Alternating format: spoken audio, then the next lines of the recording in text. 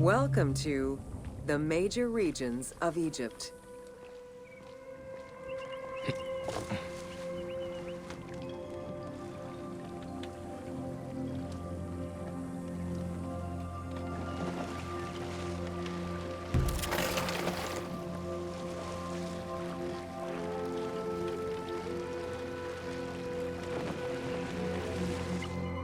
Life in ancient Egypt was concentrated along the shores of the Nile and divided into two regions.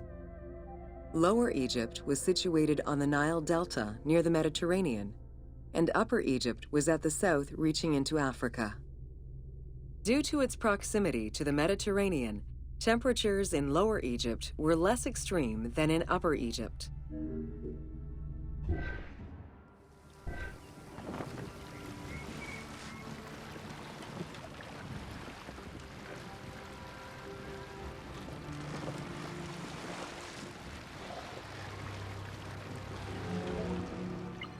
Until 3100 BCE and the unification of Egypt, each region had its own pharaoh and crown.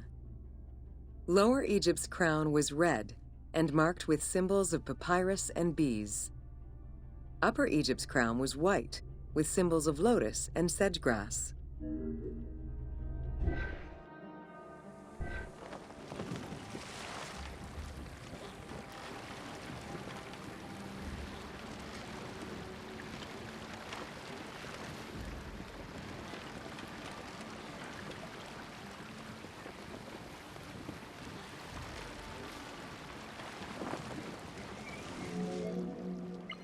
Both regions had competing major cities, most notably Memphis in Lower Egypt and Thebes in Upper Egypt. There were different religious cults in both regions, each worshipping their own major gods.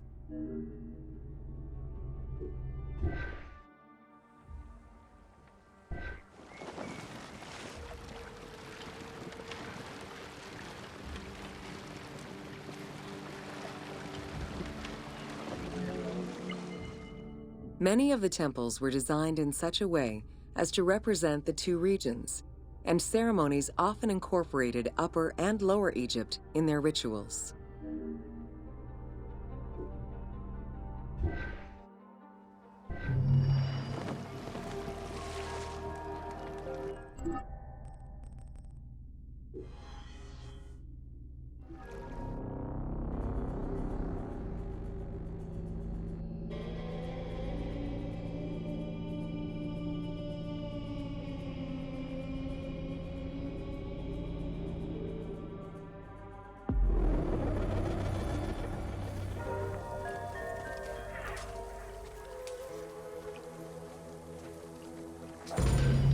Welcome to Bringer of Life, the River Nile.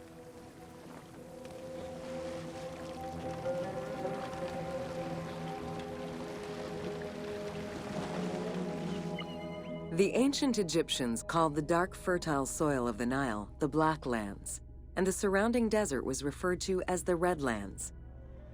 The dramatic difference of productive land opposed to barren desert had a deep influence on cultural ideology, mythology, and religion.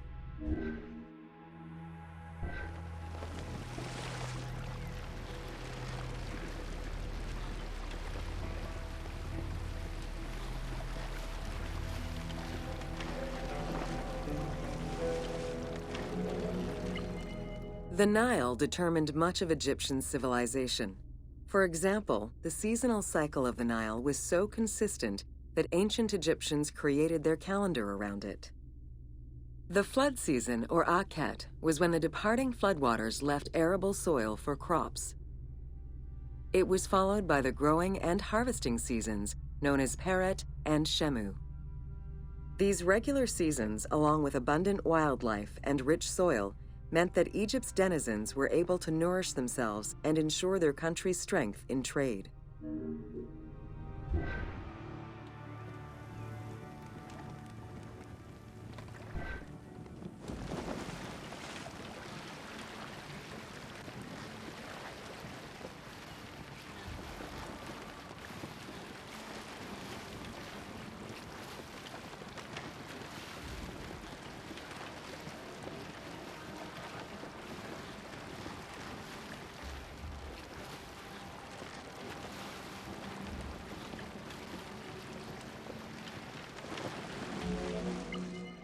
The River Nile, flowing from the south to the north, neatly traversed through both Upper and Lower Egypt. All of Egypt's major cities were built along this narrow ribbon of life. Protected by mountain ranges and deserts which acted as natural barriers to enemies, and sustained by the Nile's plants and wildlife, Egyptian civilization enjoyed economic and cultural prosperity for over 4,000 years.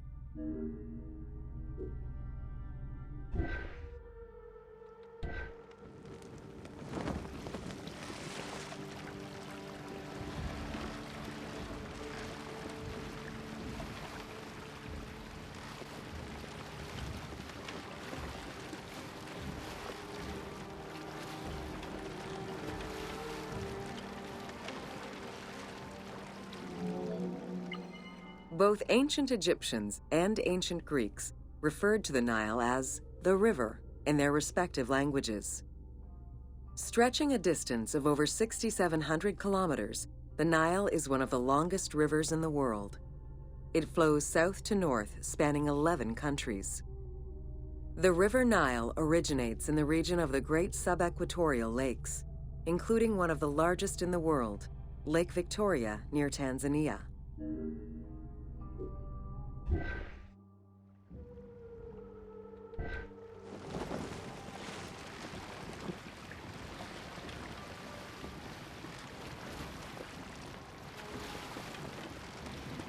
Oh, where's... Bitch!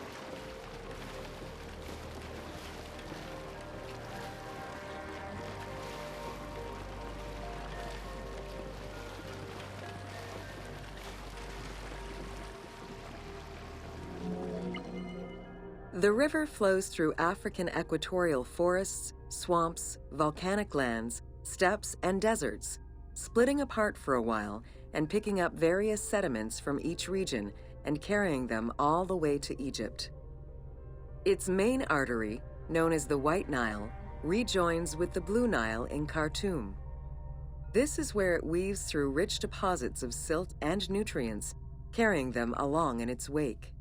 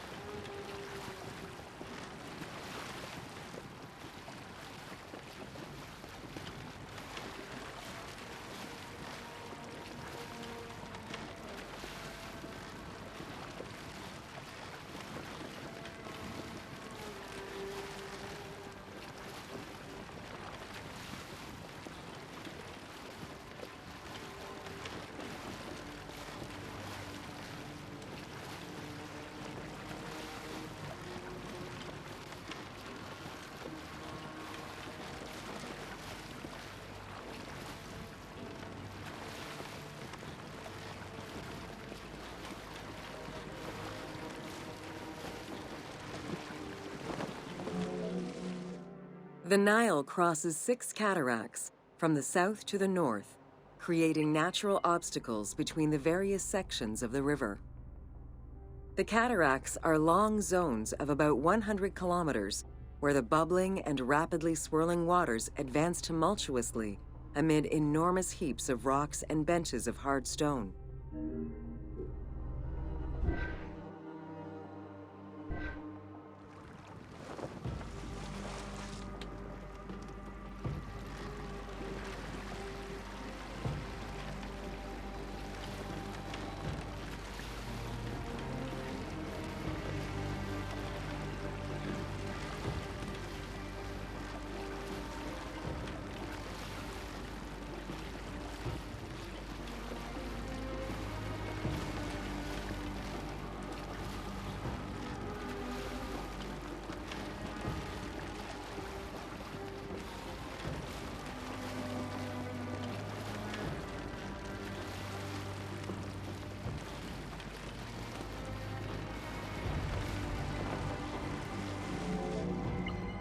It is after crossing Nubia and the First Cataract that the river officially returns to Egypt in Aswan. There are still 1,000 kilometers before it reaches Cairo and the Delta, bringing life to those living on its shores before it eventually empties into the Mediterranean Sea.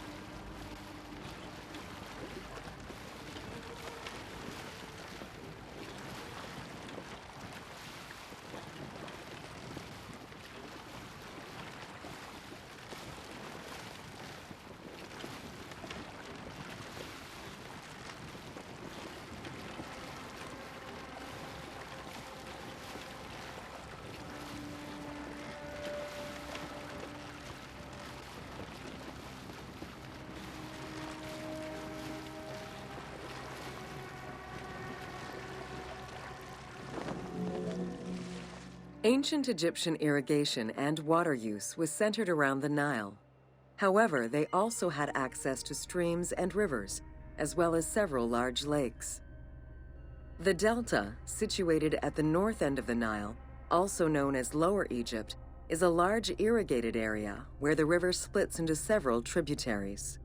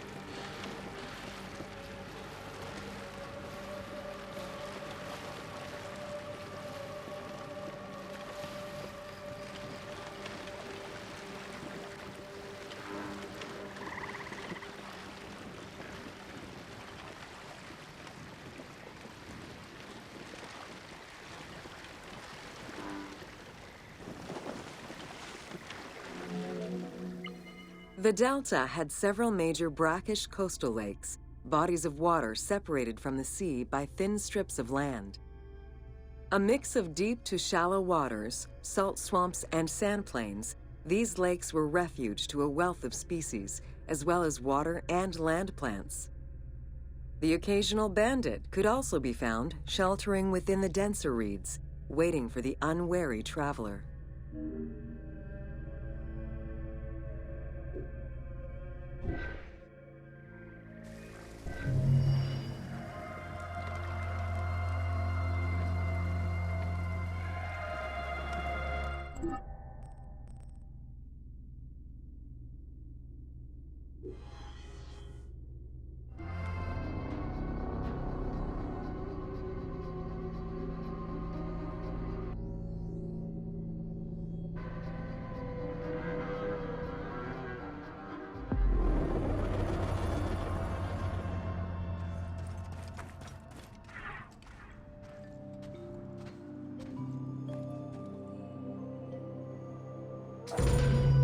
Welcome to Deserts of Egypt.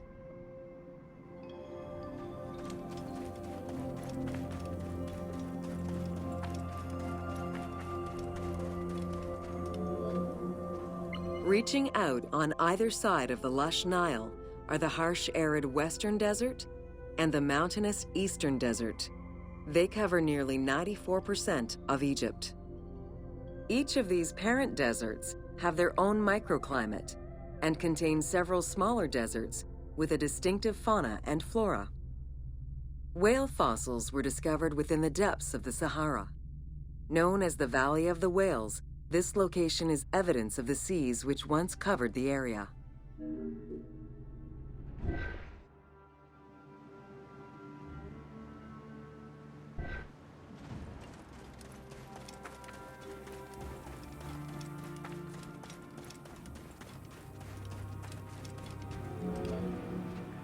The White Desert in the northeast of the Sahara owes its name to its white limestone soil, contrasting with the yellow sand.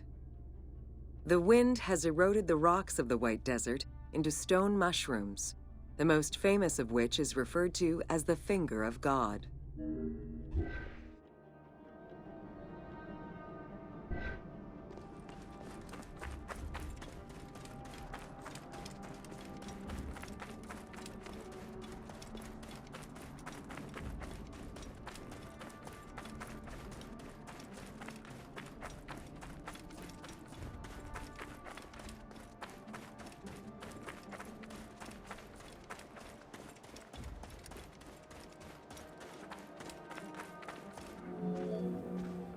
The Great Sand Sea is a large unbroken desert that reaches out through western Egypt and eastern Libya.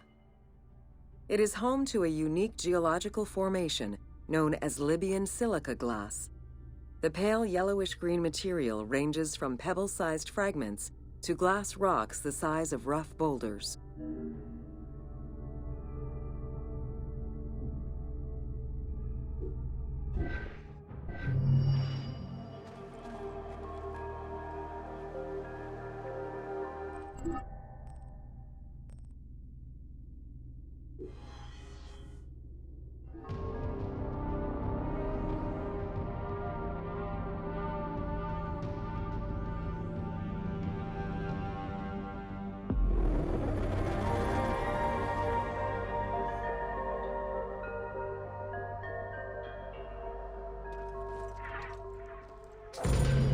Welcome to the Qattara Depression.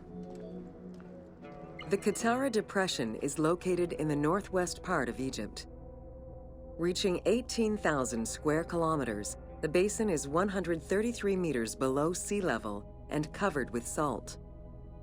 It is the second lowest point in Africa, after the Afar Depression.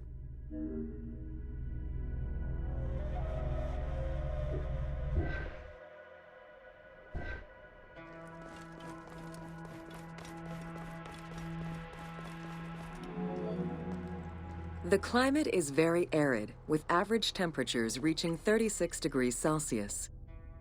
The famous Siwa Oasis is located on the protected southwestern region.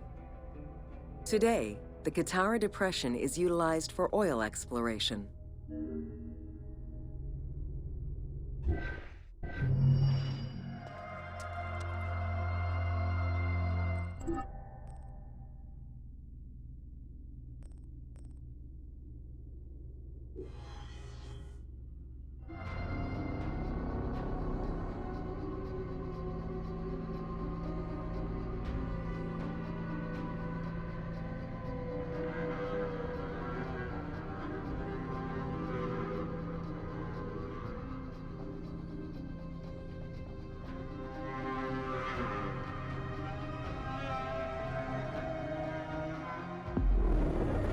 If you have some time, check out Alexandria.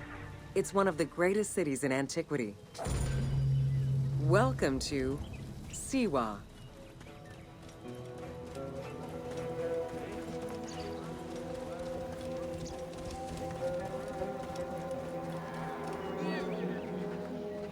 The Siwa Oasis is in the western desert of Egypt. Geographically, the Siwan Oasis is located in a depression 20 meters below sea level. Its natural springs and warm climate aided in the bountiful production of date trees. Though clearly influenced to some degree by Egyptian and African culture, the area's isolation resulted in a unique society and language.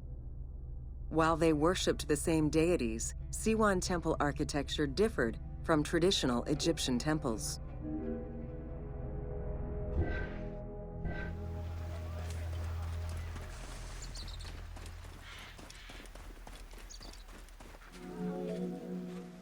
Old Kingdom Egyptians referred to the oasis as cauldron, due to its unique geographical structure. Oases were crucial for nomadic tribes and caravans. Without them, there was no chance of survival in an otherwise harsh landscape. As such, oases quickly became hubs for trade, as well as areas of political control.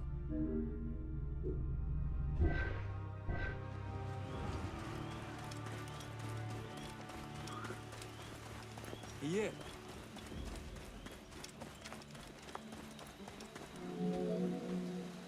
Because of the dry climate, there is very little rainfall to sustain the oases. Instead, underground rivers flood the natural basins. Since many oases have a north-south orientation parallel to the Nile, some geologists suggest they were once tributaries of the mighty river. There is evidence that ancient Egyptians attempted to create some oases.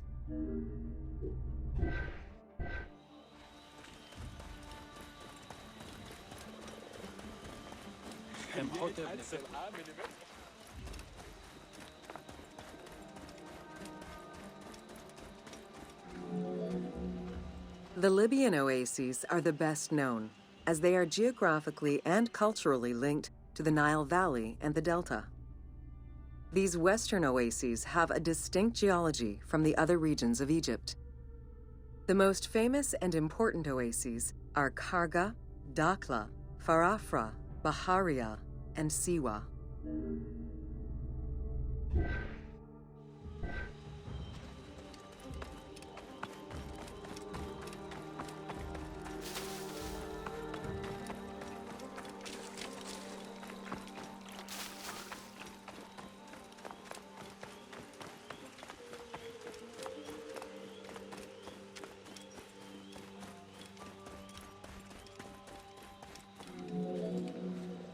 The Spring of the Sun is one of many thermal sources in Siwa, with the particularity that Cleopatra would have bathed in this one, giving it its name. The presence of the source beneath was attested already by Herodotus during the 5th century BCE, when the oasis was called Amuneion by the Greeks of Cyrene.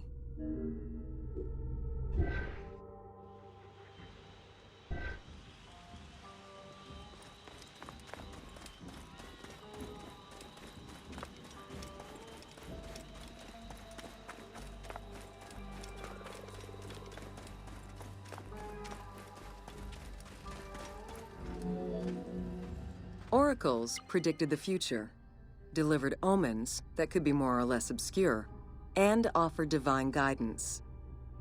The Siwan Oracle was considered one of the 3 greatest of the ancient world, alongside the oracles of Delphi and Dodoni.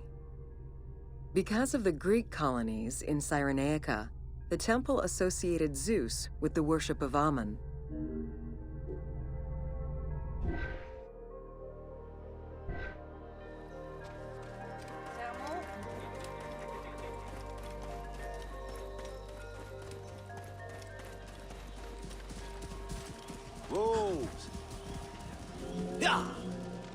It is no wonder that Alexander the Great made the perilous journey to Siwa in order to consult the oracle, emulating the actions of mythical heroes such as Hercules and Perseus.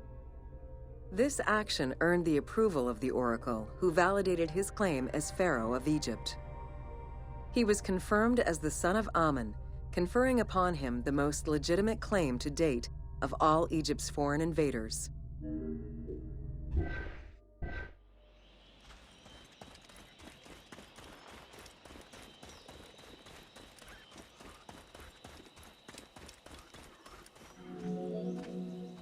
The powerful and the rich would send gifts or travel great distances in order to ensure their good fortune by gaining the blessing of the Oracle of Siwa. Every successful blessing only increased the soothsayer's prestige.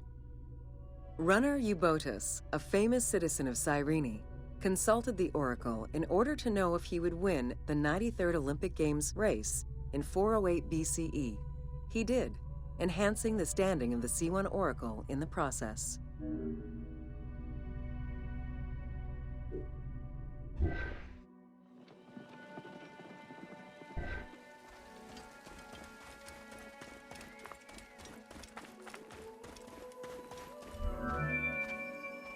The Temple of the Oracle of Amun was built in the 6th century BCE by Pharaoh Amasis. In the game, its entrance is guarded by ram-headed sphinxes, the animal representing Amun. They were inspired by similar statuary located at the British Museum. Another option would have a Greek-influenced representation of Zeus Amun, a human-headed sphinx with horns. This representation of Zeus Amun was very popular in Siwa.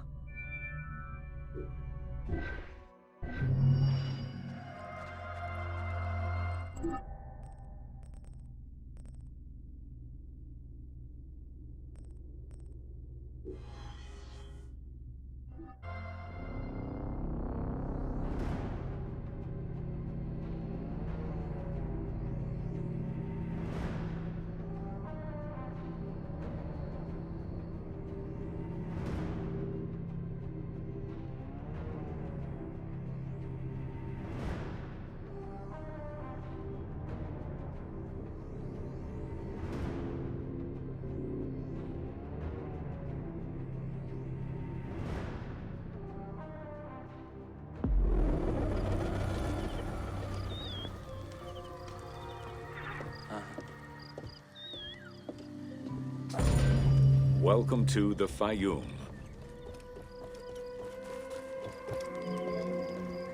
The Fayum Oasis is an enormous basin in the western desert that formed from the Nile's overflow. As such, it is not considered a true oasis, though it gives its name to the region, which covers Lake Moeris. The oasis harbors some of the oldest archaeological artifacts of the region, indicating that the area has been inhabited by hunters and gatherers since the Neolithic period.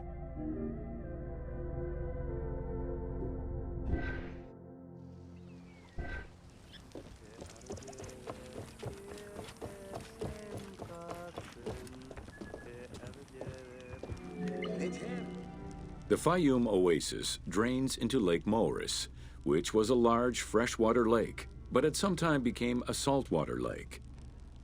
In the 12th dynasty, ancient Egyptians redirected the water flow with a dam and dug a supply canal using the lake as their reservoir. Irrigation enabled them to continue growing crops of figs, grapes, and olives year-round.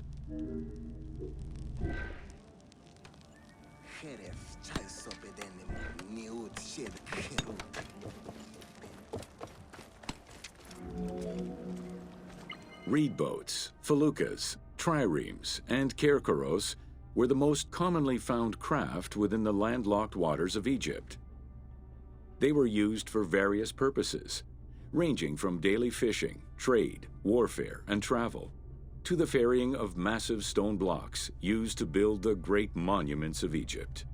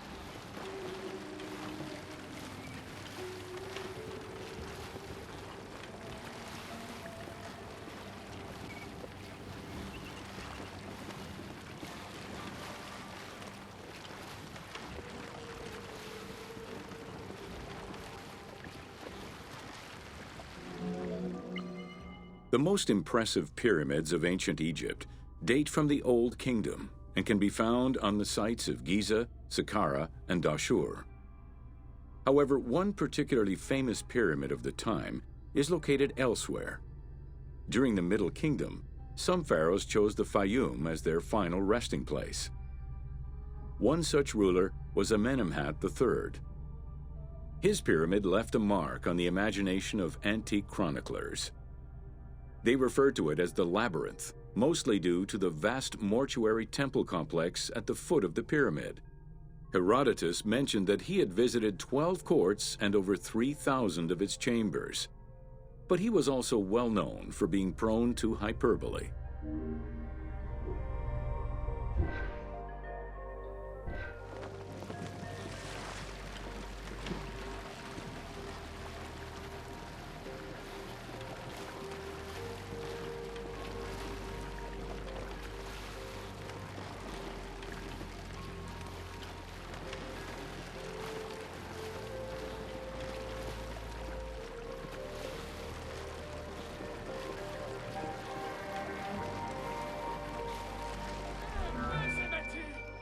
Amenemhat's pyramid was built with a brick core and covered with stone slabs, designed to be impenetrable.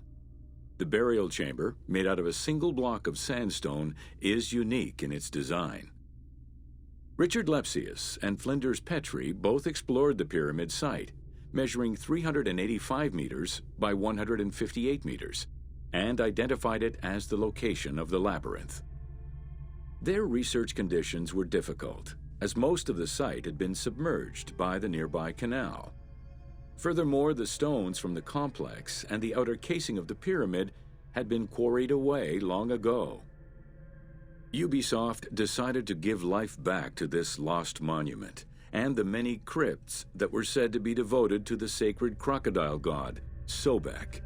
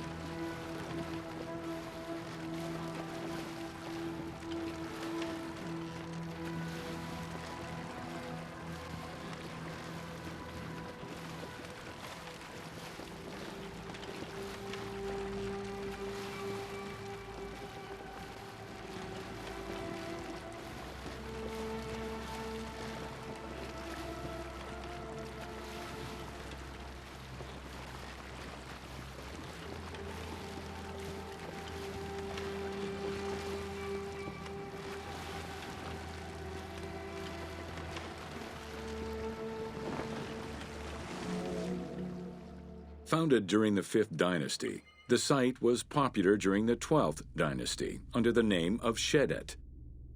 During the Ptolemaic era, the metropolis was named Crocodilopolis by the Greeks, in honor of the crocodile god Sobek. During the Greco-Roman era, the Cleruks, soldiers of the Ptolemies, settled there after their military service and expanded the irrigation systems. Irrigation and water distribution tripled the arable land and turned the city into a lush and rich area. 27,000 inhabitants lived in its precinct at its height. The city's location was strategic in controlling the many small waterways connecting to the main canal, and thus the Nile.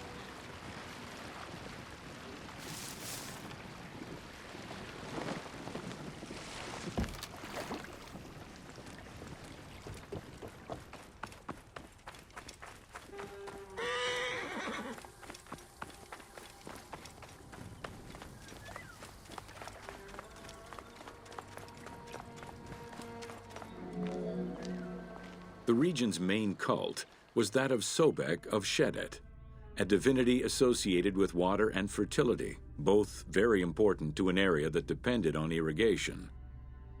Many local villages had the title Town of Sobek added to their official designations. During festivals, ancient Egyptians recited hymns to Sobek, asking for his divine intervention. Greek settlers, and later Romans, would help the Temple of Sobek's economy to flourish by adopting the local embalming mortuary rites. Their sarcophagi were beautifully painted and adorned with amazingly realistic portraits.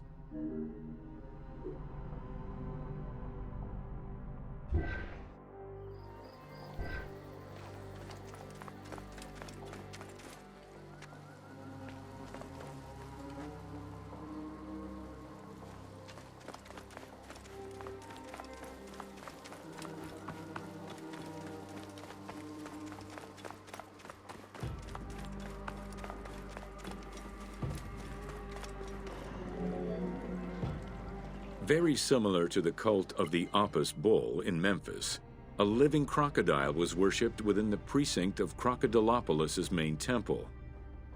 Known as Sobek to the Egyptians and Sukkos to the Greeks, it was reported by Strabo that priests fed it with meat, wine, and honeyed milk. They covered its body with jewels and gold. After its death, it was embalmed and placed within the crocodile's grotto, alongside thousands of other mummified crocodiles.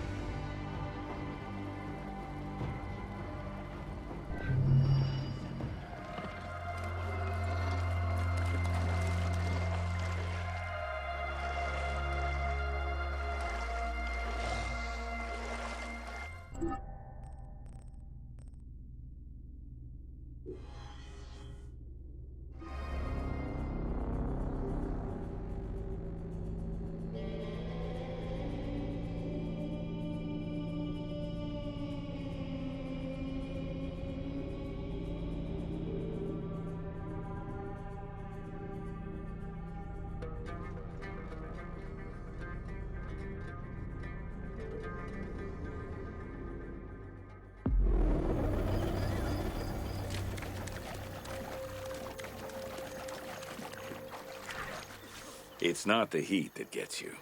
Well, it might, if the miles and miles of endless barren desert without water don't first. Welcome to the city of Memphis.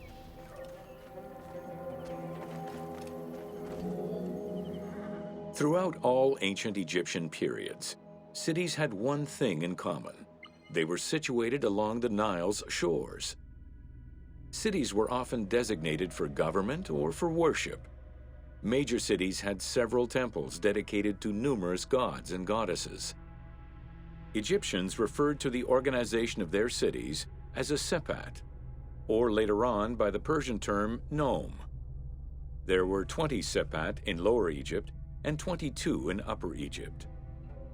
The capital city of ancient Egypt changed many times over the periods.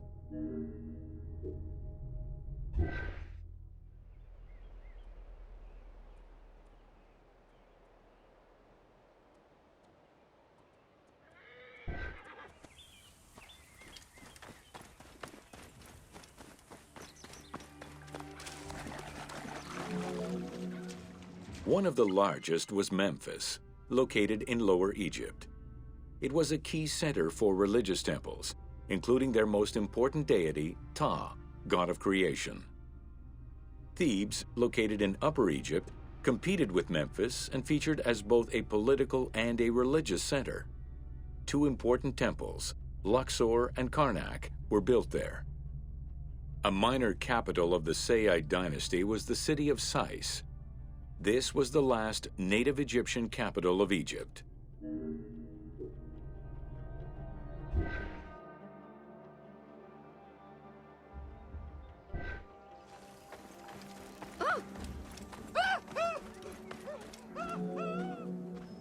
During the Third Dynasty, under Pharaoh Djoser, Memphis became the first religious and administrative capital of Egypt. Even when the political capital of Egypt decentralized itself, pharaohs were crowned in this sacred city in order to legitimize their ascension to the throne, up to and including Alexander the Great. Though little remains today save ruins south of Cairo, we can guess at the structure of the city, which stretched up to 5 kilometers in length and 2 kilometers in width.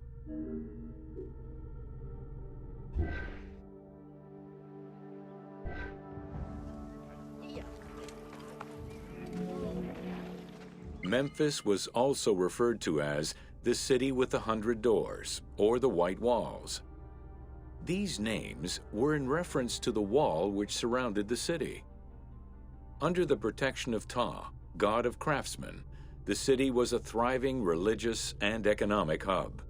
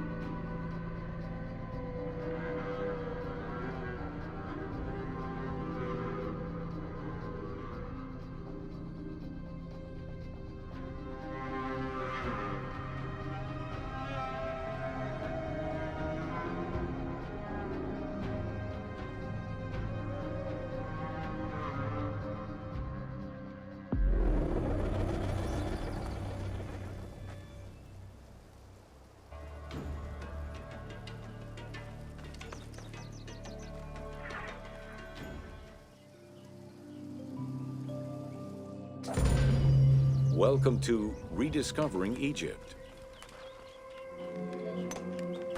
In the 19th century, the increased intensity of tourism and excavations, as well as the outflow of antiquities to other countries, threatened Egypt's archaeological heritage.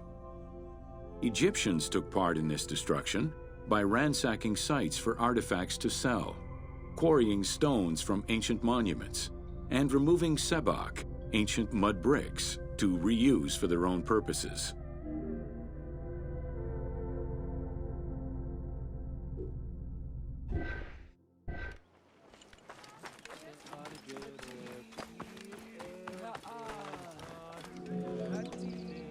A major step in conserving Egypt's heritage was taken in 1858, when the Viceroy of Egypt created the Antiquities Service. Supported by a team of foreign scholars, Auguste Mariette exerted an iron grip on the service. He carried out his work across Egypt and into Nubia, intervening on almost every major site. Aware of the necessity of keeping unearthed artifacts in Egypt, Mariette requested a museum be created for that purpose in 1858. This museum was the ancestor of the Egyptian Museum.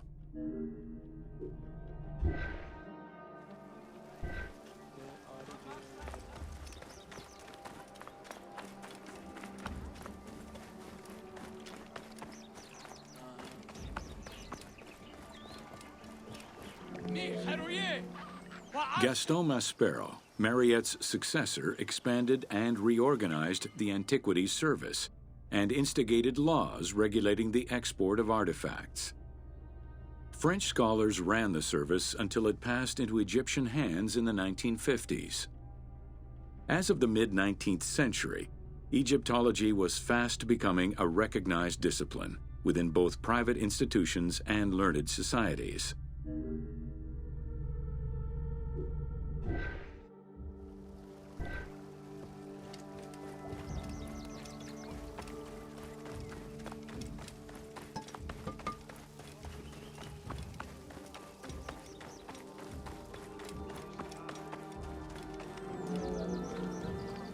A French architect, archaeologist, and former researcher, Jean-Claude Golvin, now specializes in the artistic reconstruction of ancient cities and monuments. To date, he has created more than 800 drawings, which include 3 volumes focusing on the reconstitution of ancient Egypt. His work is exquisitely detailed and can be found in books and museums around the world.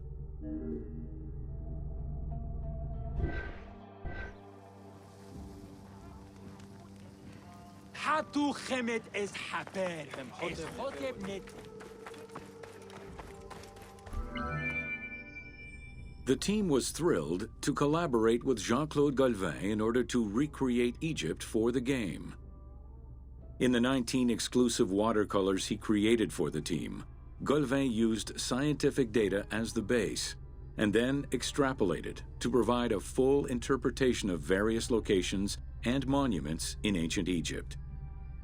Both early sketches and fully rendered images were then used by the team as references while building the world of Assassin's Creed Origins.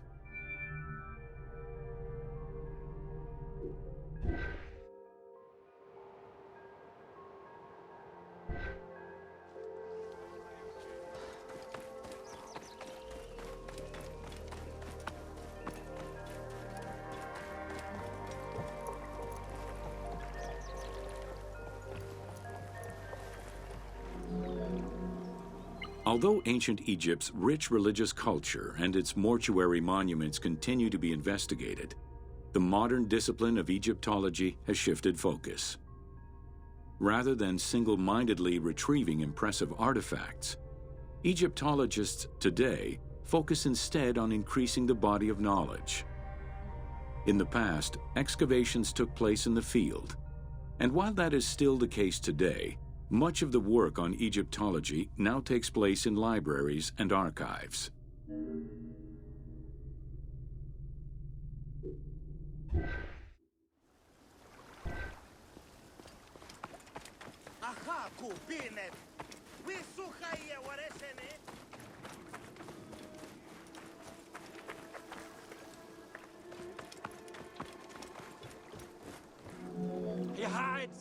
Today, archaeology in Egypt relies on an interdisciplinary approach, where traditional Egyptologists are helped by a wide spectrum of scientists from other disciplines and new, non-invasive techniques.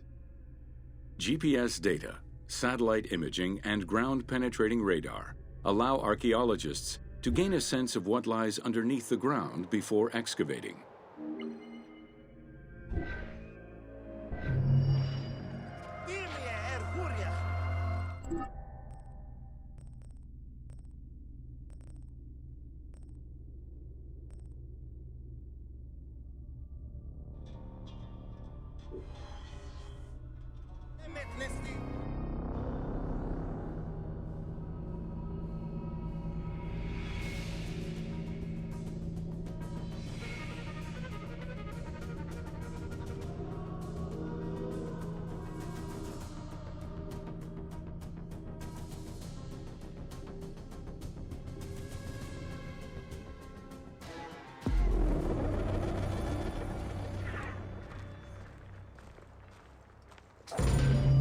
Welcome to natron.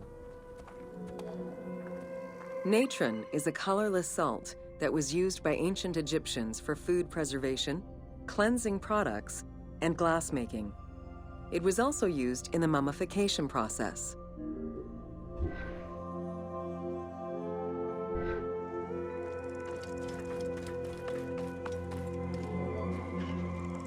During the ceremonial embalmment ritual, the priests packed the body in natron in order to remove all of the moisture.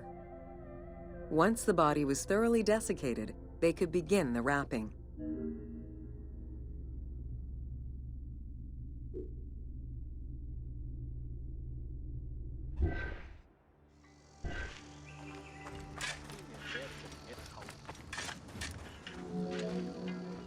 Natron was mined in Wadi Natron. The main mining methods involved either cutting slices out of the lake bed when it was dry, or raking through mineral-saturated water to gather the mineral salts during the floods.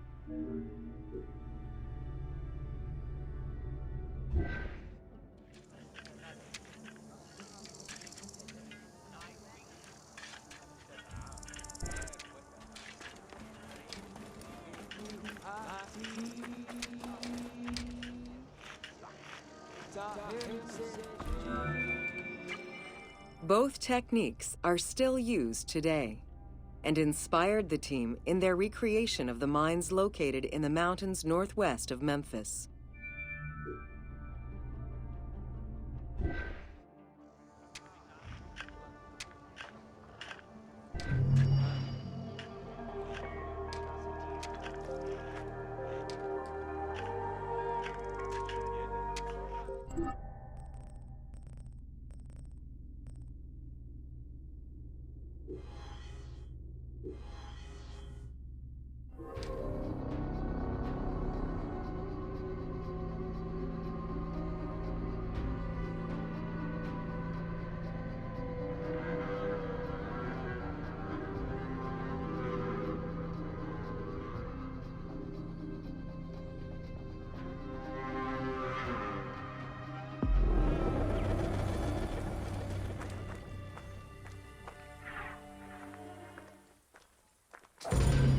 Welcome to Fauna of Ancient Egypt.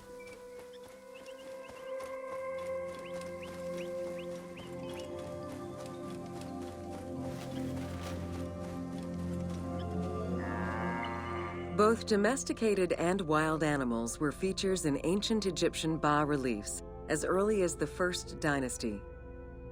While the variety of wildlife served as a reliable food source, it also influenced both culture and mythology.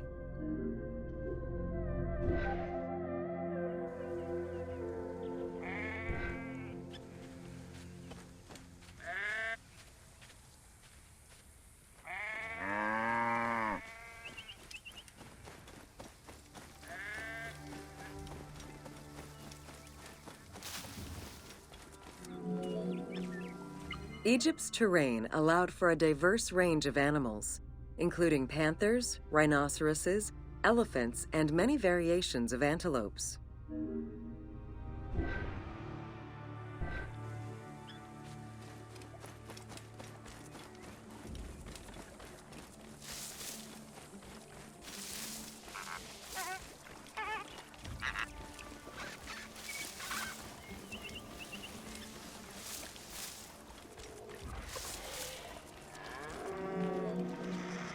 The Nile was home to many species of fish, along with hippopotami and crocodiles.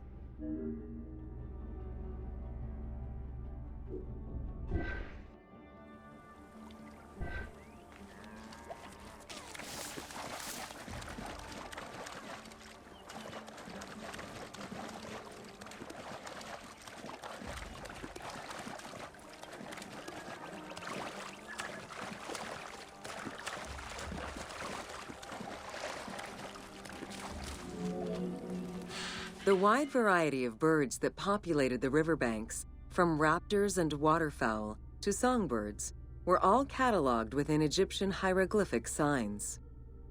Encounters with reptiles and insects, such as cobras, scorpions, and scarabs, influenced hieroglyphs and art.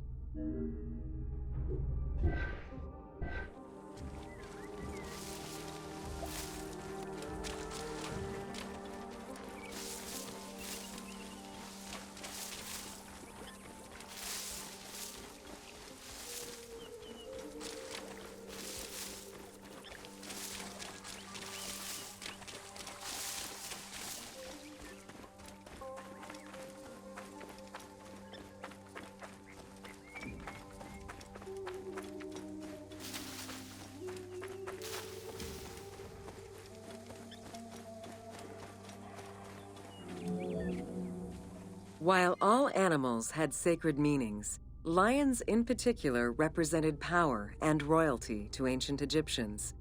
They were so prized by pharaohs that they were hunted to extinction within Egypt.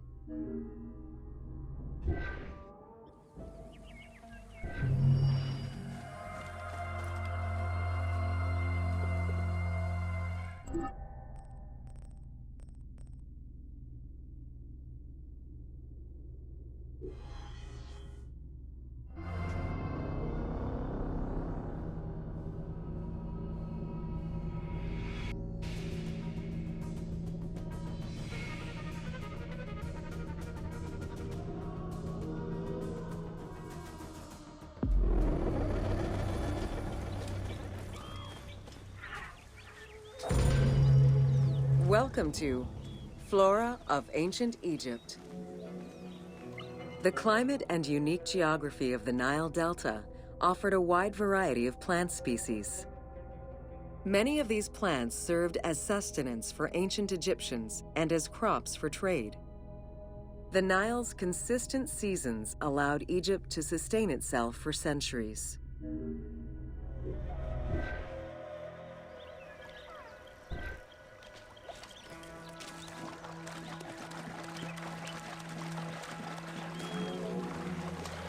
Possibly the most useful of the plants was the papyrus.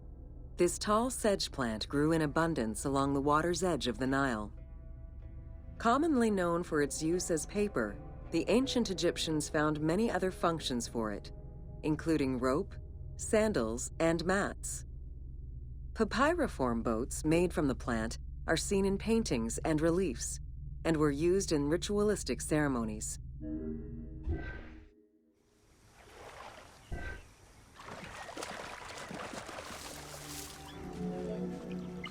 There were many types of trees along the River Nile, such as the date palm, carob, and tamarisk.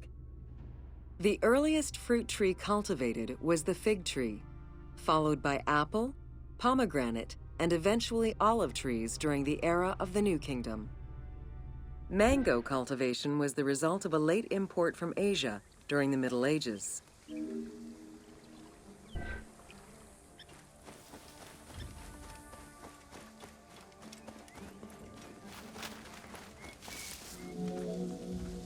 Some trees were associated with gods, such as the acacia with Horus. The divinities Thoth and Seshat were depicted inscribing the reign of the king into a Persea tree. The sycamore was connected with the goddess Iset, patron of the ritual of life.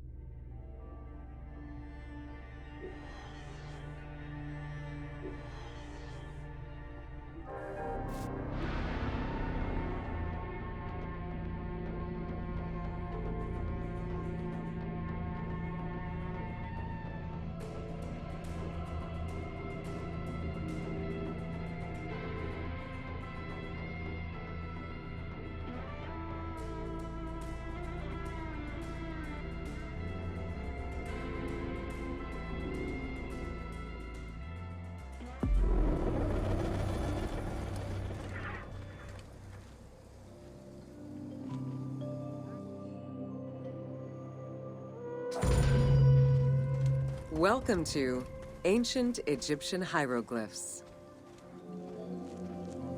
Hieroglyphics were used as sacred writing, appearing on monuments, statues, and sacred papyrus texts. The earliest symbols that resemble hieroglyphs were on pottery dating back to 4000 BCE. This stylized form of signs and drawings was the only writing used from its ancient origins to the end of pharaonic history. Ancient Egyptians referred to hieroglyphs as the writing of the gods.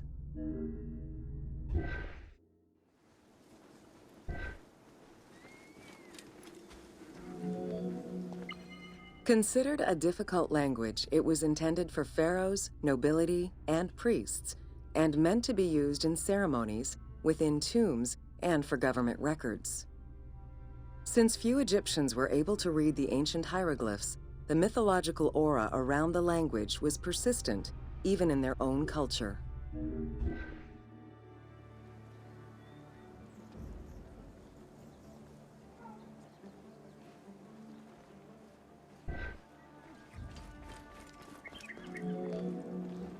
The structure of hieroglyphs offers insight into Egyptian culture, not just in what the translations say, but in the structure of the symbols themselves. They were found on tomb walls, on sarcophagi, on statues, and on pottery, and were meticulously recorded in countless ancient papyri.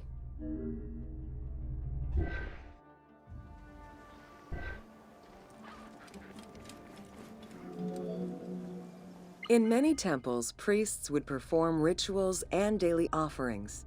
These were accompanied by hieroglyphs used as spells. In tomb paintings, the hieroglyphs are represented with formulas to recite. These spoken words were meant to be spells which would allow the deceased to benefit from the offerings for all eternity. Spells and offerings were also written for the living, to enhance medicines and cure illnesses.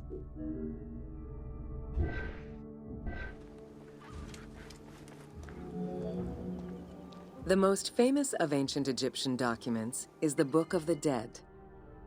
Written in hieroglyphs and hieratic texts, it depicts important spells and rituals. These spells were intended to ensure a smooth transition from life to death and allow the deceased to safely navigate the perils of the afterlife.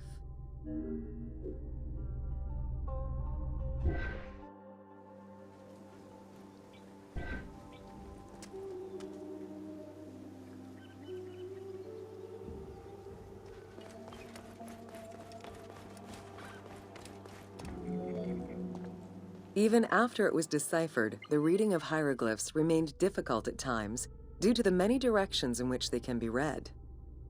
Depending on the orientation of the signs, hieroglyphs can be read left to right, right to left, horizontally or vertically, though never bottom to top.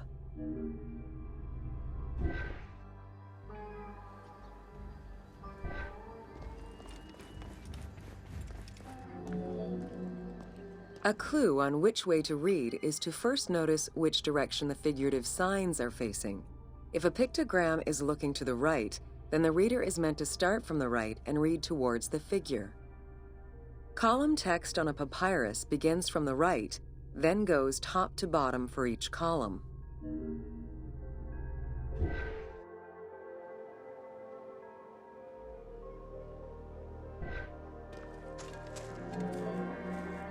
Text written on tomb walls resembles the structure of a page from a comic book. The text can be placed in front, behind, or above the character, and its symbols look in the same direction as the character. Another clue is that the name of a god or hieroglyphs meaning gods or kings are always written before the descriptive text.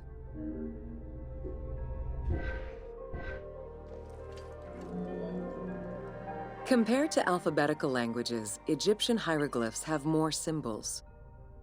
Confronted with the absence of vowels, the Egyptians invented a category of signs.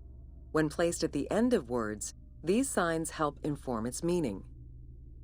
For instance, a drawing of a lion will refer to a lion and also relate to the abstract concept of a lion as something dangerous or powerful.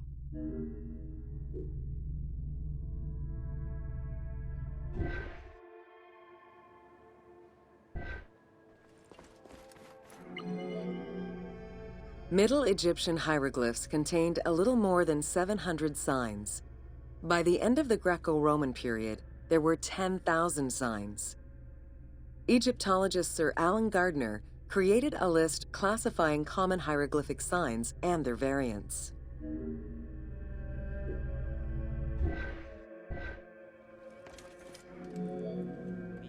Ancient Egyptian languages have many similarities with Asian and African languages. They have evolved in similar ways to the various forms of written Egyptian.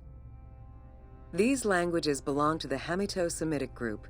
There were 5 clear evolutions in the Egyptian language, each with their own distinctive structure. These languages are known as Old Egyptian, Middle Egyptian, Late Egyptian, Demotic, and Coptic. Coptic is the only living language that allows linguists to define the vowel structure and to distinguish different dialects.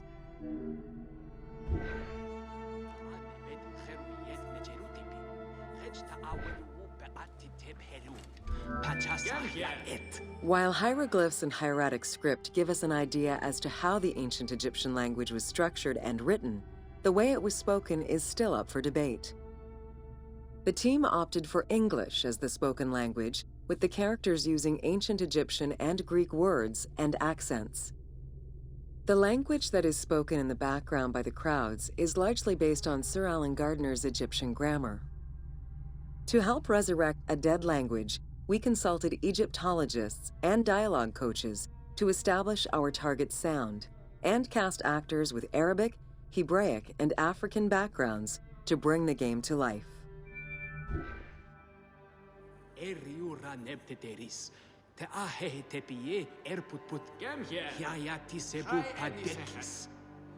wish you met Erbesh, a bayonom.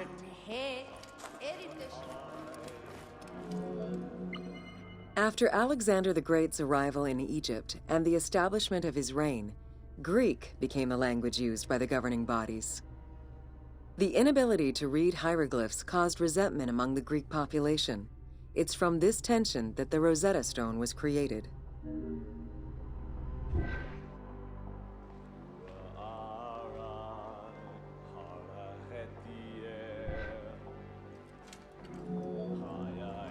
The spread of Christianity ended Pharaonic culture and resulted in the destruction of its pagan monuments. This also marked the end of hieroglyphic writing and understanding.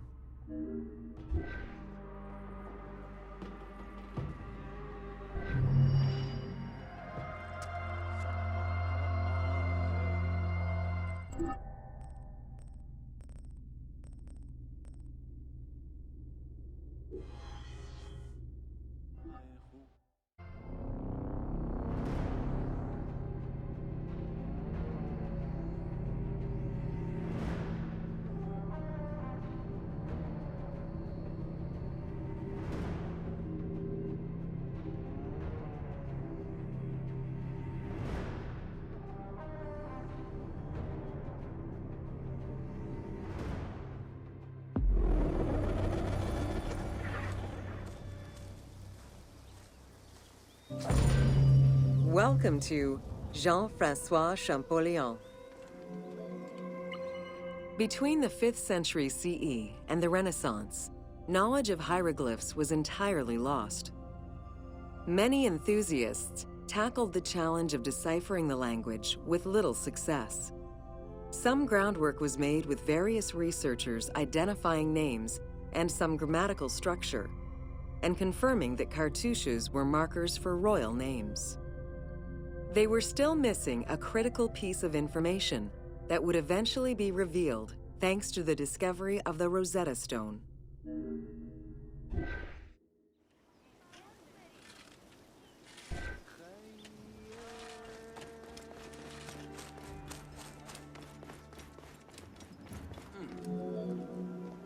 The Rosetta Stone was found in 1799 by Bouchard, a soldier in Napoleon's army. The stela dates from 196 BCE, written in ancient Egyptian and Greek with 3 scripts: hieroglyphics, Demotic, and Greek alphabet. Following the defeat of Napoleon Bonaparte in 1801, the English took possession of the stone. It has been at the British Museum since 1802 and remains the most visited object of the museum to date.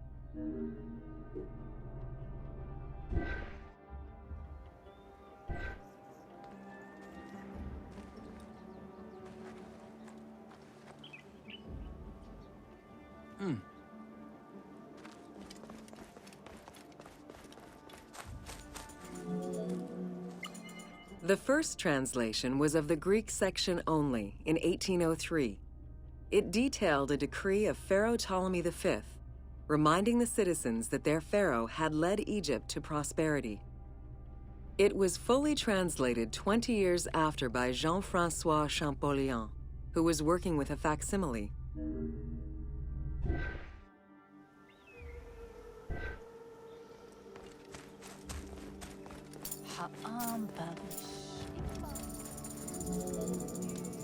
Through his studies of the stone, Champollion was able to make a critical observation that would unlock the whole mystery: that hieroglyphics were not only ideograms, but also phonograms. Hieroglyphs consist of phonetic glyphs, single characters, and logograms. Essentially, they are a combination of phonetics, alphabet, and full words, which in total form a language.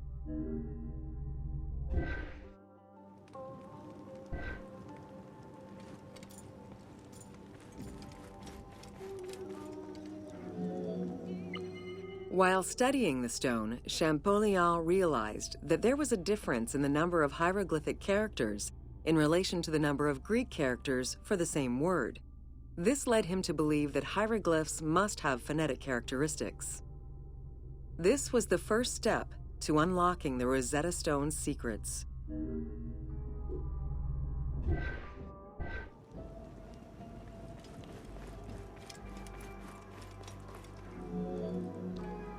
To prove this theory, Champollion began identifying Egyptian rulers' names and then compared their phonetic pronunciation to the Greek version. For example, Cheops had been the Greek name given by ancient chroniclers to the owner of the Great Pyramid, Khufu.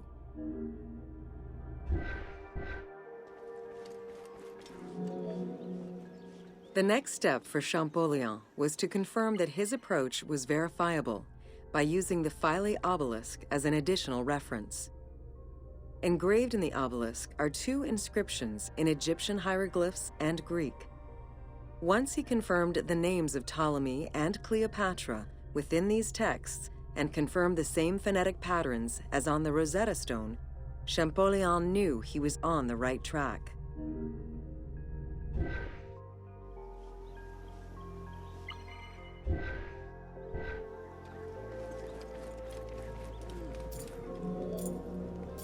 Champollion had already mastered several ancient languages when he took on deciphering the Rosetta Stone. He used his knowledge of Coptic to identify the solar disk hieroglyph on the obelisk as the phonetic translation of Ra. Further translation only strengthened his conclusion. Egyptian hieroglyphs encompass the alphabet in both phonetics and determinative ways, which means that the symbol represents the word itself.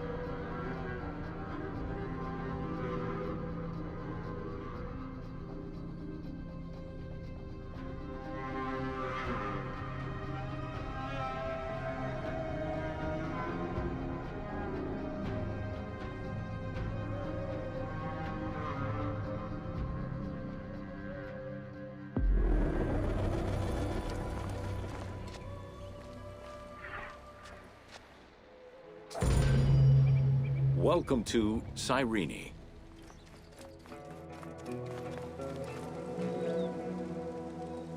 Cyrenaica stretches across the coast of northwest Africa. It was known as Pentapolis in antiquity, a reference to the 5 main cities that formed the Greek colonies. Built on a lush plateau of the Green Mountains, in what is present-day Libya, a colony of Greek settlers formed the city of Cyrene in 630 BCE. Cyrene's population quickly grew, spreading out across the terraces of the plateau, making it the first and largest of the 5 colonies.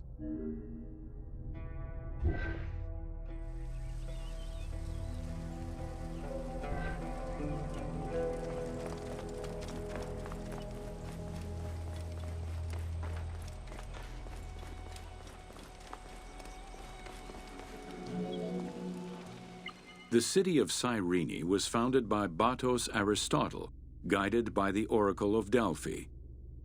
Overcrowded and suffering from drought, Batos's home island of Thera could not sustain its citizens. Batos consulted the Oracle, who told them to journey to the North African coast in search of arable land. A series of kings reigned over the city in the first 2 centuries. However, rebellion eventually ended the monarchy, and henceforth the city was governed by the aristocracy.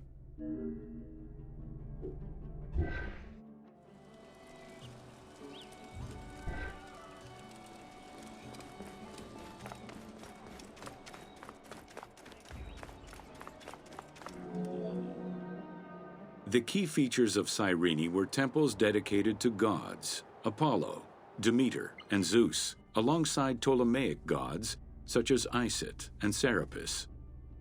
A large agora defined the city's center, and on the western edge, the famed Acropolis was built. A fortification wall was added around the harbor at the end of the 2nd century CE. As the city grew, more buildings were constructed beyond the walls.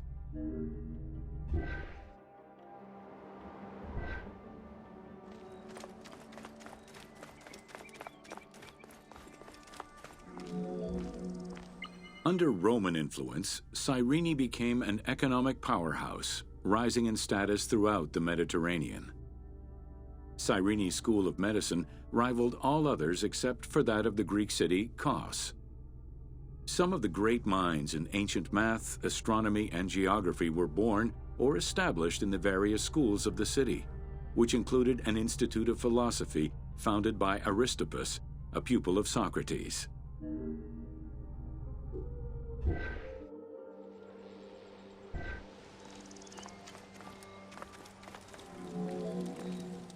From 115 to 117 CE, there was a revolt in the Jewish quarter that greatly damaged the city of Cyrene. Over time, a succession of battles, poor management of its silphium crop, and earthquakes eventually took their toll on the city. It was completely abandoned in 365 CE.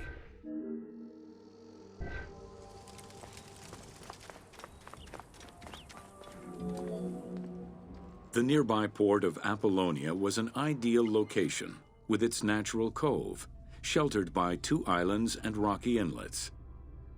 Along with a lighthouse, the port was later equipped with quays and warehouses to accommodate the increased shipping traffic.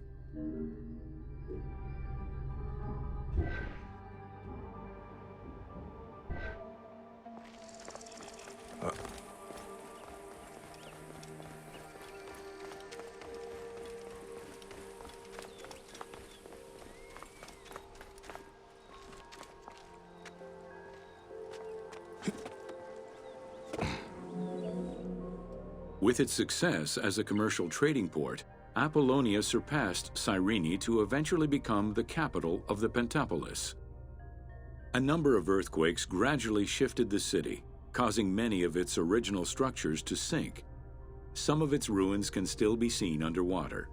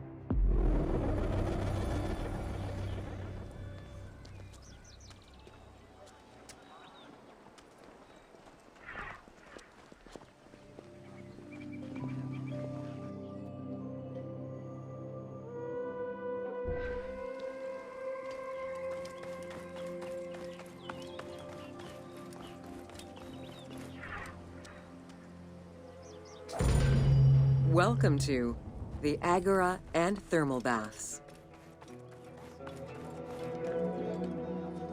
Cyrene's Agora was the public marketplace and political hub of the city. Its central courtyard was open to the sky, while market stalls and shops ran along the sides, some neatly tucked away under long-roofed colonnades. As in other Greek cities, the Agora included a central hearth, known as a Prytaneum. This place served as Cyrene's official embassy where guests were welcomed to the city.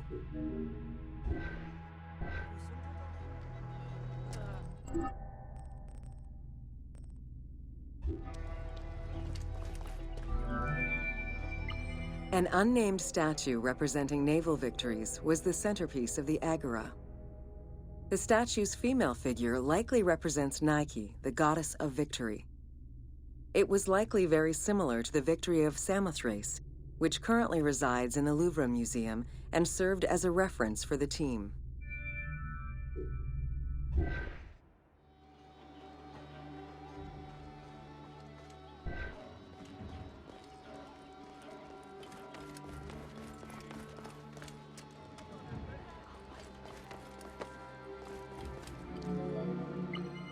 The Cyrene Agora also displayed many temples and monuments celebrating its founding king, Batos, and the city gods. There were 2 altars associated with the Temple of Apollo and a marble statue base dedicated to the goddess Libya.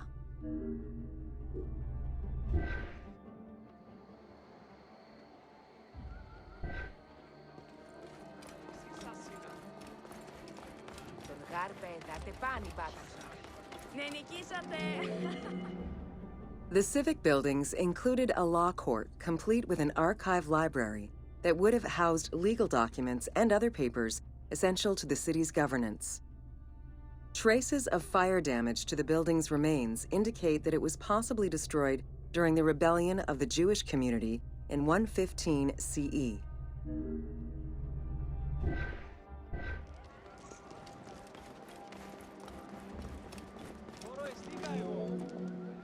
Public baths were common in Roman and Greek cities, and Cyrene held true to this tradition.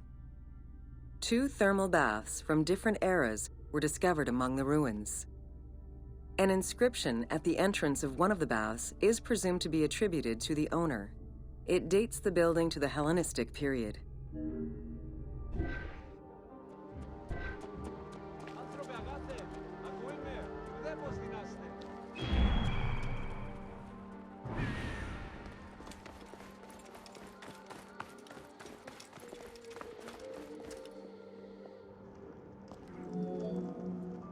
Mosaics were originally created for practical reasons, the need to waterproof floors. Imported by Greeks in Egypt and Cyrenaica, the designs represented either scenes from daily life, marine fauna, or mythological figures. In addition to traditional Greek motifs, they also integrated concepts specific to Egyptian culture, such as the Nelumbo.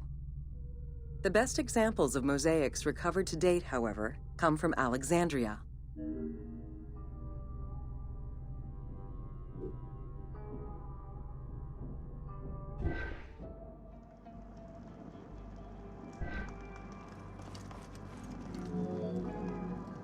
The Cyrene baths were fitted into an underground tomb dated somewhere between the 8th and 6th century BCE. Bath seats were carved directly in the rock, allowing for more comfortable ablutions. As with many of the public buildings, the thermal baths were elaborately decorated. Statues such as Aphrodite and Eros the Archer were discovered within.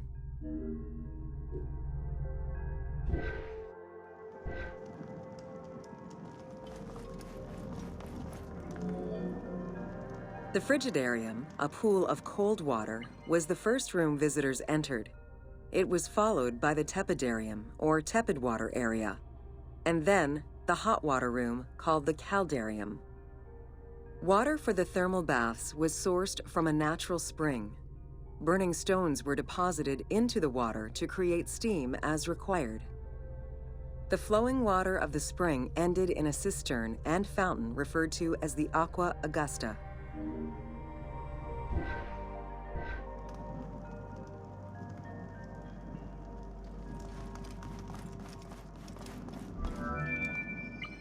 Later Roman baths were built under Emperor Trajan and then restored under Hadrian. After the earthquake of 365 CE, they were replaced by baths of Byzantine design, with stones from the old thermal baths used in the reconstruction. The team relied on documentation describing the baths built under Trajan in order to create the location available in the game.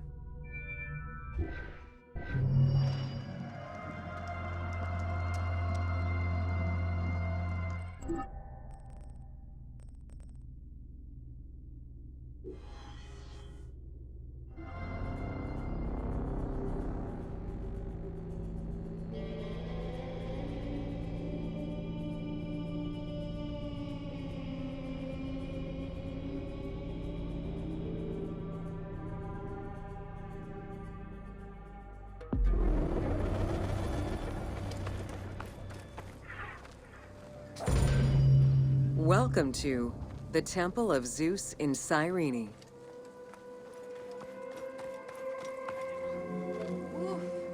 Facing east towards the rising sun stands the temple dedicated to the cult of Zeus. It was built sometime in the 5th century BCE. 70 meters long with 46 Doric-style columns, the imposing structure was the largest Greek temple erected in Africa. It was only slightly larger than the Parthenon and the Temple of Zeus in Olympia.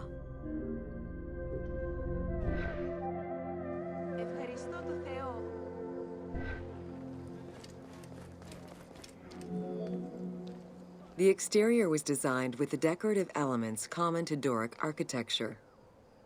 The dimensions of the columns were different, giving visitors an impression of uniqueness when viewing each facade.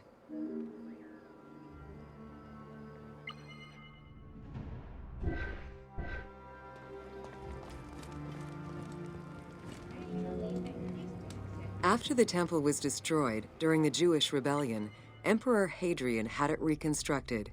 He chose not to rebuild the outer portico, but did restore the new Corinthian columns in marble. The temple was later completed under Marcus Aurelius.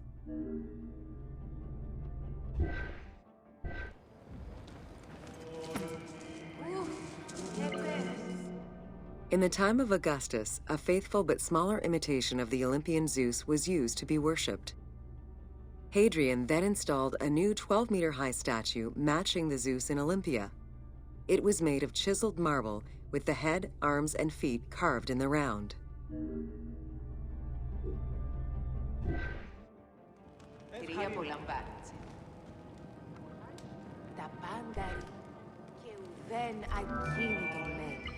Archaeologists confirmed that there was a monumental statue of Zeus in this temple, though experts remain divided on whether it was one of Zeus or one more specific to the cult of Zeus Ammon. The team elected to place a statue of Zeus Ammon in this location, knowing that Cyrene was central to the spread of this cult in the Greek Mediterranean area.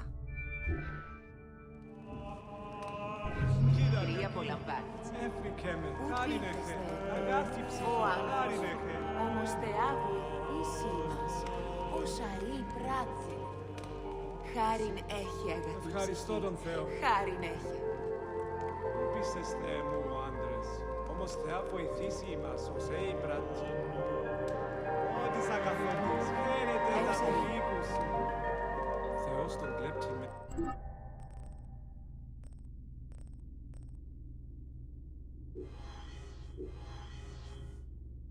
Αγαπά.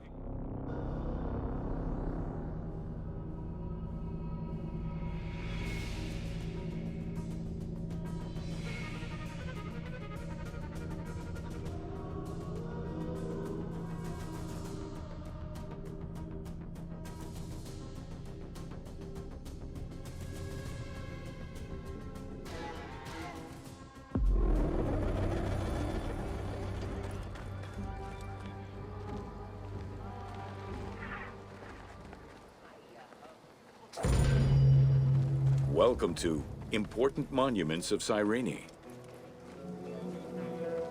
The sanctuary of Apollo sits on a prominent edge of the plateau of Cyrene, overlooking the Mediterranean Sea. It could be accessed either by the road from Apollonia via the necropolis or by the Sacred Way, coming from the agora of the city. Χαίρε, τι πράττεις. The abundance of temples and statues throughout the city reflect the various Greco-Roman and Egyptian cult influences over the centuries. Temples dedicated to Apollo, Cyrene, and Zeus stood alongside those of Ptolemaic gods, such as Serapis and Isis.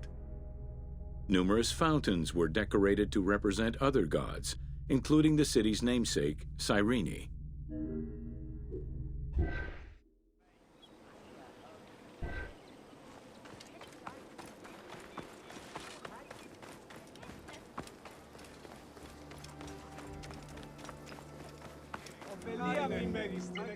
A vestibule known as a propylaeum marked its entrance and highlighted the fountain of Apollo. God of the sun and of protection, Apollo was an important deity to both Greeks and Romans. The sanctuary built in his honor was considered to be sacred.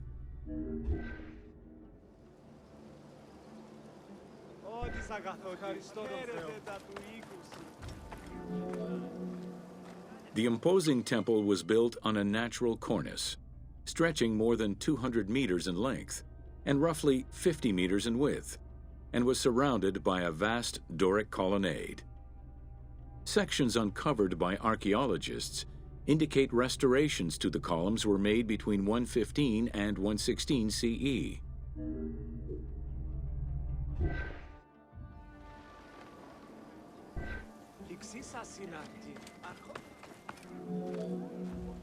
The altar was located in front of the temple.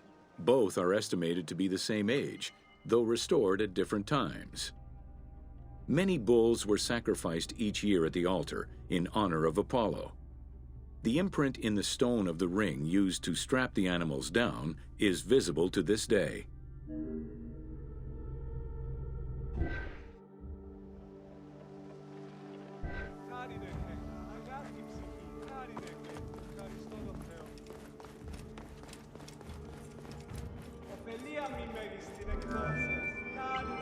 Carved during the Roman era, the Apollo Cytharide was discovered near the temple.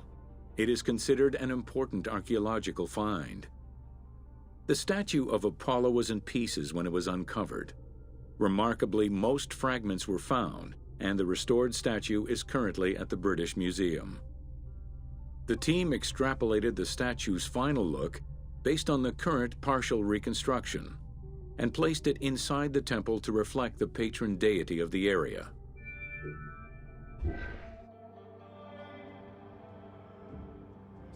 Ευχαριστώ τον Θεό.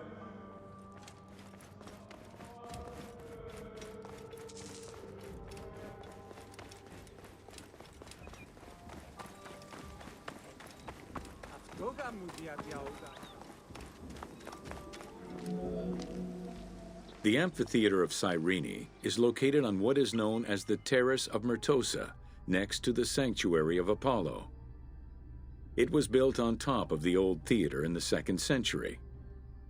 Originally used as a stage, the theater became an amphitheater once the taste for Roman gladiatorial entertainment reached the city.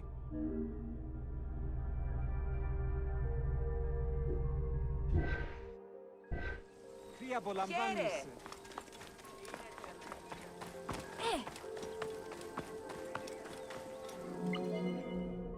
Entrances were placed at both ends of the amphitheater. A wall replaced the first 2 rows of bleachers as protection from the array of wild animals in the ring. The tunnel used for the parade of beasts and gladiators circled the arena, unlike the Roman Colosseum's tunnel, which was beneath the amphitheater. The basement and corridors accommodated both the gladiators and the animals, and included lifts that raised the traps into the arena's center.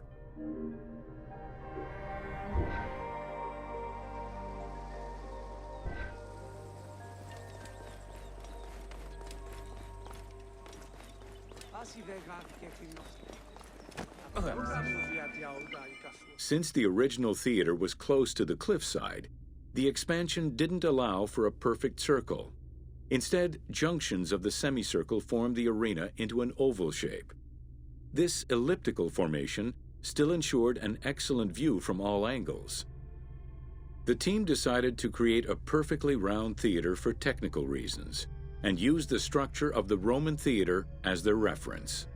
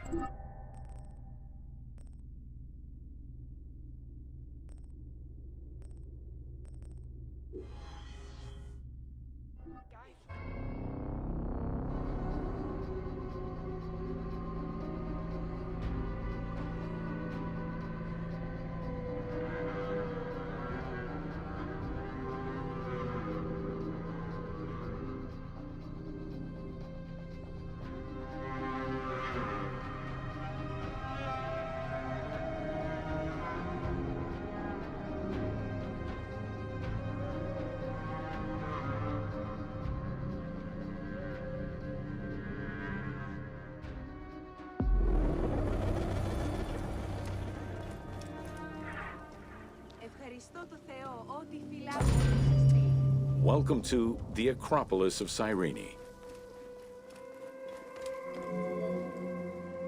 Located on the western edge of the city, Cyrene's Acropolis was smaller than the one in Athens, though its high vantage point provided protection for the city.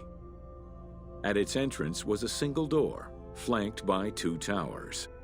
An inscription, legible to this day, states that the walls and the citadel were restored in the time of Augustus.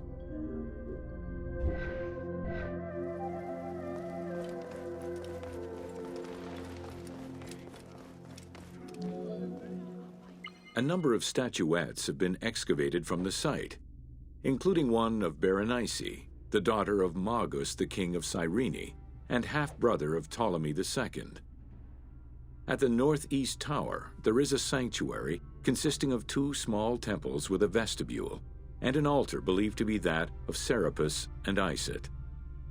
When the temples were excavated, archaeologists found traces of fire damage.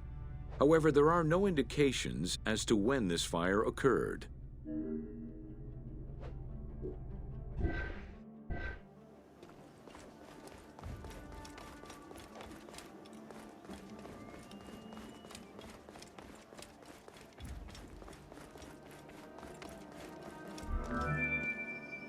In the 20th century, a fortification was built above the ward to defend against an invading army. It covered the ancient remains of nearby Roman houses entirely, and archaeologists have yet to fully excavate them.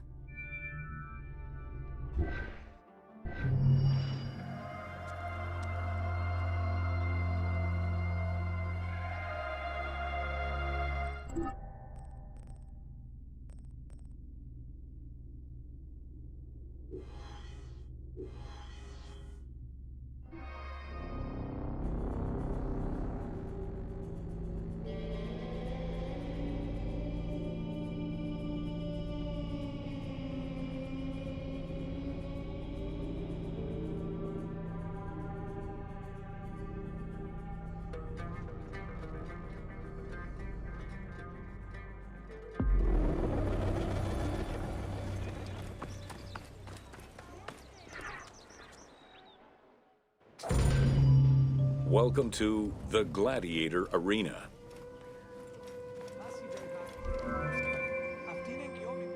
While gladiators would not perform in Cyrene until later in the Roman era, the team decided to include a gladiatorial arena for two reasons.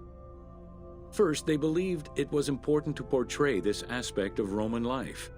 And second, they felt it would add interesting gameplay possibilities.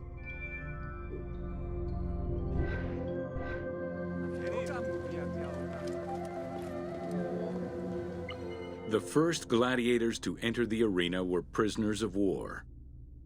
It was a spectacle of violent clashes between men and against wild beasts that lasted nearly 1,000 years.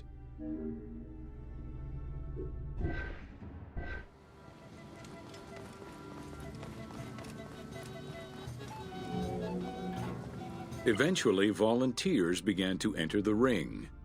For status and money, many of the more skilled combatants increased the quality of the entertainment. Thus, the profession of gladiator came to be. Bound by contract to the master of the gladiators, the fighters were fed, trained, and guarded in barracks.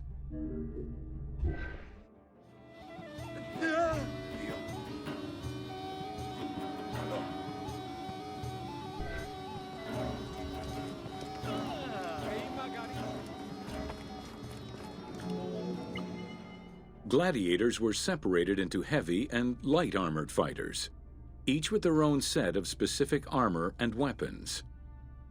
Organizers often had two audience-favored factions face each other in combat.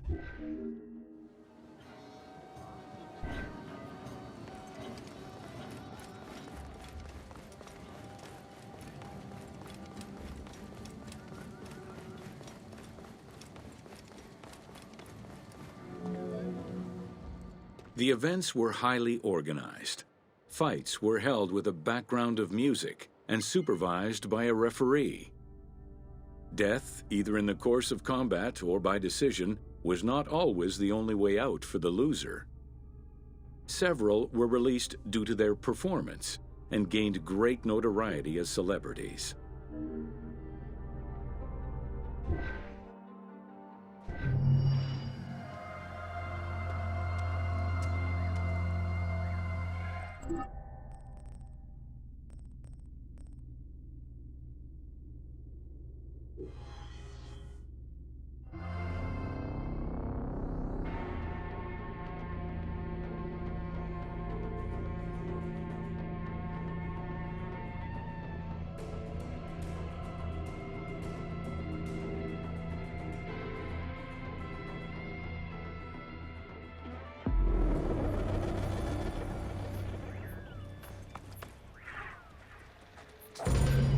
Welcome to Major Exports of Cyrene.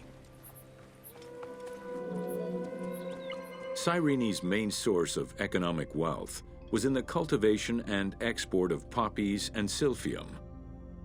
Though the opium oil from the poppies was also an export, little is known about this crop.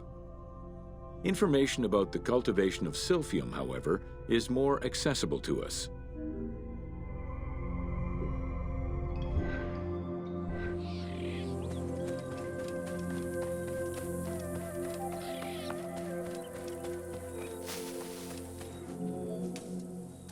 Silphium, with its yellow flower, was considered a gift from the sun god. Grown solely in this region near the Mediterranean Sea, silphium extract was exported at high prices and was so crucial to the wealth of Cyrenaica that it was depicted on their coins.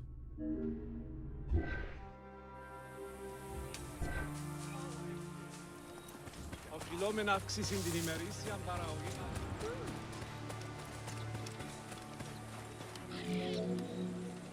Silphium's roots produced a resin used by both the Greeks and Romans in medicines intended to cure cough, fever, indigestion, and many other ailments. It was also used as a contraceptive. In a compilation of culinary recipes from the 4th century BCE, the herb is mentioned in various recipes, including a flamingo dish.